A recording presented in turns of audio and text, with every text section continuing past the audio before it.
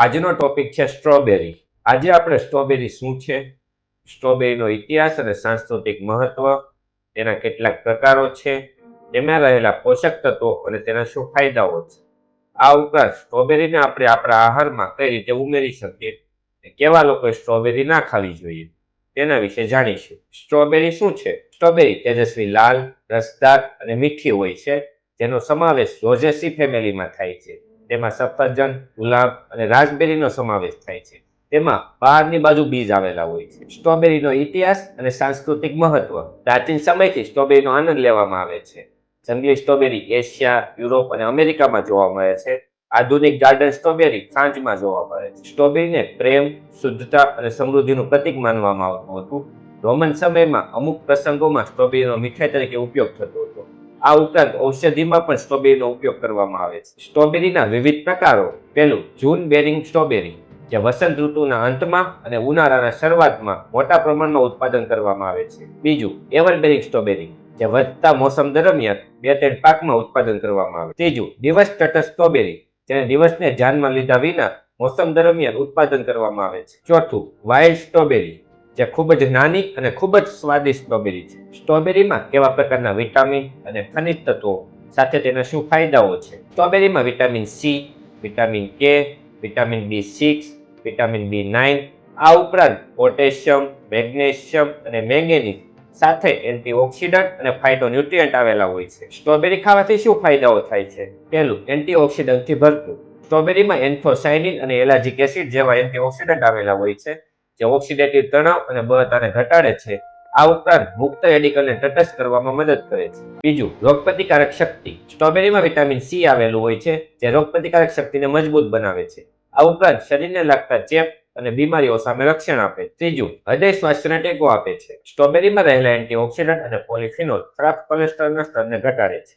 આ ઉપરાંત સ્ટ્રોબેરીમાં આવેલું પોટેશિયમ બ્લડ પ્રેશરને નિયંત્રિત કરે છે, સાથે હૃદય રોગના જોખમને ઘટાડે છે. ચોથું, ત્વચાના સ્વાસ્થ્યને પ્રોત્સાહન આપે છે. સ્ટ્રોબેરીમાં રહેલું વિટામિન સી કોલેજનના ઉત્પાદનને પ્રોત્સાહન આપે છે.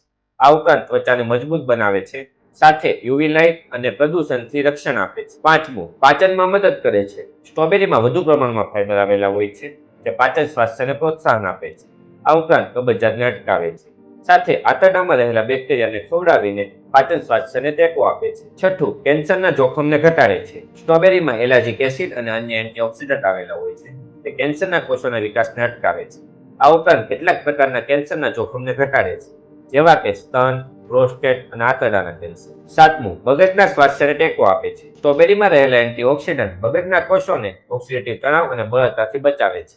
આ ઉપરાંત માનસિક રોગોના જોખમને ઘટાડે છે. આઠમું, બ્લડ શુગરને નિયંત્રિત કરવામાં મદદ કરે છે. સ્ટ્રોબેરીમાં મીઠાશ હોય છે, પરંતુ ગ્લાયકેમિક ઇન્ડેક્સ ઓછો અને ફાઇબર વધુ હોય છે, જેના કારણે ડાયાબિટીસ નિયંત્રણમાં રહે છે. નવમું, બળતરા વિરોધી ગુણધર્મો. સ્ટ્રોબેરીમાં એન્ટીઓક્સિડન્ટ અને ફાઇટોકેમિકલ આવેલા હોય છે, જે બળતરાને ઘટાડે છે.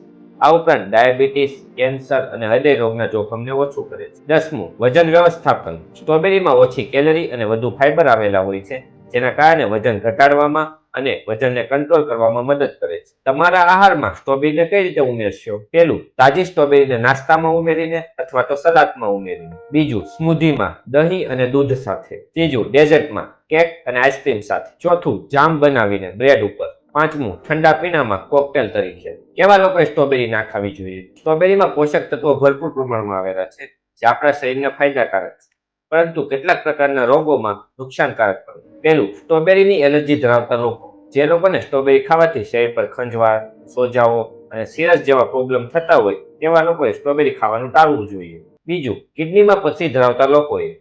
સ્ટ્રોબેરીમાં ઓક્ઝાલેટનું પ્રમાણ વધુ આવેલું હોય છે. કેલ્શિયમ ઓક્ઝાલેટ પથરીની રચનામાં ફાળો આપે છે, જેના કારણે જે લોકોના શરીરમાં પથરી છે, તેવા લોકોએ સ્ટ્રોબેરી નહીવત ખાવી જોઈએ અથવા તો બંધ કરવી જોઈએ. ત્રીજું, સેલિસિલિટની સંવેદનશીલતા ધરાવતા લોકો. સ્ટ્રોબેરીમાં સેલિસિલિટનું પ્રમાણ વધારે આવેલું હોય છે. જે લોકોને માથાનો દુખાવો, પાચનમાં તકલીફ અને શરીર પર ફોડકીઓ થતી હોય, તો તેવા લોકોએ સ્ટ્રોબેરી ખાવાનું બંધ કરવું જોઈએ. જો તમને આમાંથી કોઈ પણ પ્રકારની તકલીફ થતી હોય, તો ડોક્ટરની સલાહ લેવી. આવી માહિતી મેળવવા માટે અમારા વિડીયોને લાઇક, શેર અને કોમેન્ટ કરો, સાથે ચેનલને સબસ્ક્રાઇબ કરો.